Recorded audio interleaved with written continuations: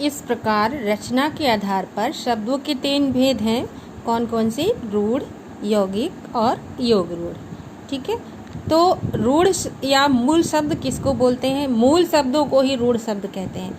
जिन शब्दों के टुकड़ों का कोई अर्थ नहीं होता और जो शब्द परंपरा से किसी विशेष अर्थ के लिए चले आ रहे हैं उन्हें रूढ़ शब्द कहते हैं। जैसे घर, अब घर के हम टुकड़े करें तो क्या होगा? घ और र अलग अलग, तो उसका कोई मीनिंग, ना घा का मीनिंग ना रा का मीनिंग, मिला दिया तब तो घर बन गया। ठीक है, ऐसी नल, आज, पुस्तक, इनको हम क्या बोलते हैं? रूढ़ शब्द। ठीक है, या मूल शब्द। दूसरा है यौगिक शब्द। यौगिक, योग मतलब जुड़ा हुआ, जुड़ना, मिलना। जो शब्द 2 या 2 से अधिक शब्दों से मिलकर बने हों, अर्थात जिनके टुकड़ों का अर्थ हो, उन्हें यौगिक शब्द कहते हैं।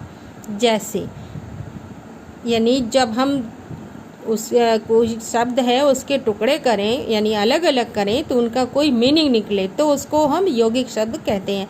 जैसे पाठशाला, अब इसमें पाठ, धन, शाला 2 शब्द हैं। पाठ मतलब जहाँ पढ़ा जाता है और शाला माने घर।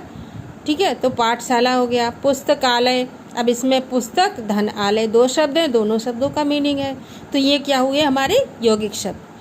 अब योग रूढ़ शब्द, 2 या अधिक शब्दों या शब्दांशों के मेल से बनने वाले ऐसे शब्द जो किसी विशेष अर्थ में ही रूढ़ हो गए हैं, योग रूढ़ कहलाते हैं। जैसे दशानन, 10 धन आनन, 10 मुंह वाला अर्थात रावण। मतलब ये शब्द तो हैं लेकिन इनका मीनिंग कुछ और है। जैसे दशानन में 10 आनन, तो आनन माने होता है मुंह, 10 मुंह वाला यानी रावण। ऐसे पंकज, पंक धन ज, पंक माने होता है कीचड़, जा माने पैदा होने वाला। कीचड़ से में पैदा होने वाला कमल, कमल कहाँ होता है? कीचड़ में होता है। ठीक है, तो ये हो गया हमारा योग रूढ़ शब्द। जब 2 या 2 से अधिक शब्दांशों के मेल से बनने वाले ऐसे शब्द जो किसी विशेष अर्थ में ही रूढ़ हो गए हों, योग रूढ़ कहलाते हैं। तो बच्चों ये समझ में आ गया आपको। सबसे पहले रूढ़ शब्द या मूल शब्द, उसके बाद यौगिक शब्द जो 2 या 2 से अधिक शब्दों से मिलकर बनते हैं, उनके अर्थ होते हैं। योग रूढ़ शब्द जो किसी तीसरे अर्थ के लिए बनते हैं। 2 से अधिक शब्दों या शब्दांशों के मेल से बनने वाले ऐसे शब्द जो किसी तीसरे अर्थ में ही रूढ़ हो गए हों, योग रूढ़ कहलाते हैं। अब है हमारा तीसरा, स्रोत के आधार पर। स्रोत के आधार पर शब्दों के 4 भेद हैं। कौन कौन से? तत्सम, तद्भव, देशज और विदेशी। तो तत्सम शब्द सबसे पहले हम लेते हैं। संस्कृत के वे शब्द जो अपने मूल रूप में हिंदी में ज्यों के त्यों आ गए हैं। संस्कृत के ऐसे शब्द जो हिंदी में अपने मूल रूप में ज्यों के त्यों आ जाते हैं, उन्हें हम तत्सम शब्द कहते हैं। जैसे सूर्य, ग्रह, जल, विद्या आदि ये संस्कृत के शब्द हैं लेकिन ये हिंदी में प्रयोग होते हैं, ये तत्सम शब्द हैं। तद्भव, संस्कृत के वे शब्द जो हिंदी में कुछ बदले हुए रूप में प्रयोग किए जाते हैं, तद्भव कहलाते हैं। जैसे हाथ, हस्त, हस्त को संस्कृत में बनता है और हाथ हिंदी में। आग, अग्नि, ये है तद्भव। दांत, दंत आदि। अब ये बच्चों ये तालिका बनी हुई है, तो इसमें क्या करना है आपको? ये यहाँ से लेकर के यहाँ तक, पंच से लेकर काक तक, ये आपको कॉपी पर लिखना है पहले। अब मैं इसकी तालिका अलग से नहीं बनाऊंगी, ये आपको अपने आप देख के, बुक से देख के लिखना है। समझ में आ गई बात? इसके बाद है देशज शब्द।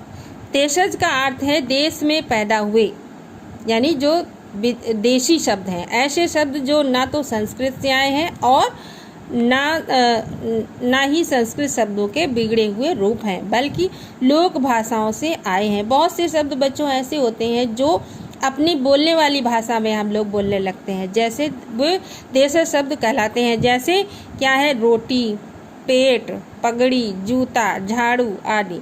ये देशी शब्द हैं, ये कहीं कुछ बोला जाता है तो कहीं कुछ बोला जाता है, कहीं रोटी को कुछ बोला जाएगा तो कहीं पेट को कुछ बोला जाएगा। ठीक है, तो ये शब्द जो है ये देश में ही अपने देशी शब्द हैं।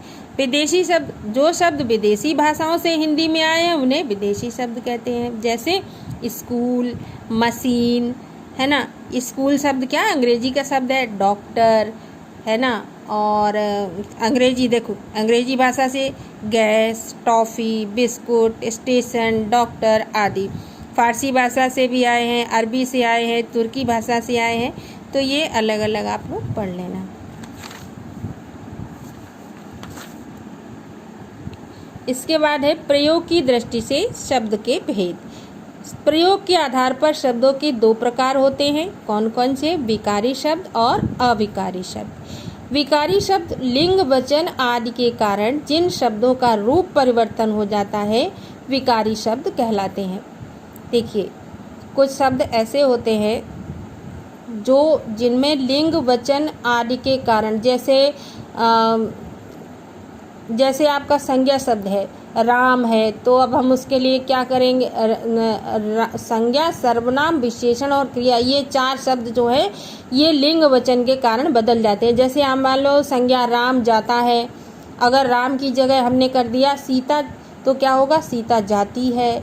वो खाना खा रहा है, वो खाना खा रही है। बदल गया ना, क्रिया भी बदल गई और मतलब स्त्रीलिंग पुल्लिंग भी बदल गया।